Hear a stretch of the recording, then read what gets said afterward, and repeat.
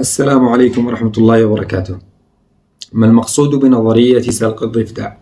هناك قصة وراء النظرية، ولكن نبدأ بالتعريف بمقصود النظرية من ثم نأتي بالقصة ومصدر هذه النظرية. أولا، يقصد بهذه النظرية التأثير على الآخرين وتغيير تفكيرهم والإيقاع بهم ببطء وباتباع سياسة النفس الطويل، وهي نظرية تتبعها مخابرات بعض الدول لتجنيد العملاء. أما القصة ومصدر هذه النظرية، حكيم كان يعيش في بلاط أحد الملوك ويعمل على ترويض الأمراء وتجهيزهم لتولي مهام الحكم. وذات مرة طلب الحكيم من أحد الأمراء أن يقوم بسلق ضفدع حي. رغم دهشة الأمير وامتعاضه من الطلب بل واقتناعه أن الأمر سهل، جهز الأمير القدر وملأه بالماء المغلي، ثم صاد الضفدع ووضعه فيه.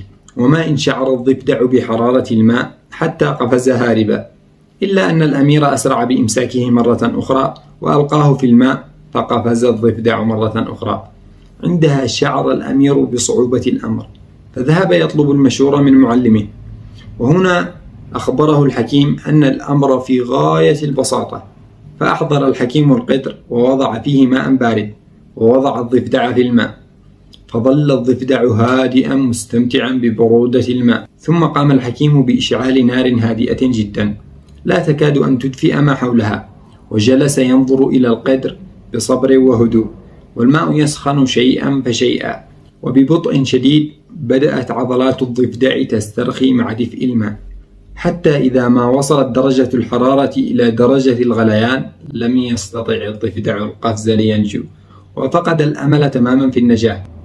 وقياسا على ذلك تدرب مخابرات بعض الدول رجالها والمسؤولين عن التجنيد على استخدام الأساليب النفسية في السيطرة على الضحية، ويطلب منهم امتلاك النفس الطويل، ويعملون بهدوء وذكاء في التقاط نقاط ضعف الضحية. فهم يتدرجون مع الضحية ويستدرجونها خطوة بعد خطوة على نمط سياسة سلق الضفدع، إلى أن يوصلوها إلى كيان عديم الإرادة مهزوم من الداخل لا يستطيع المقاومة أو القفز خارج القدر. لهذه القصة دلالات أخرى نذكرها في لقاء قادم بإذن الله.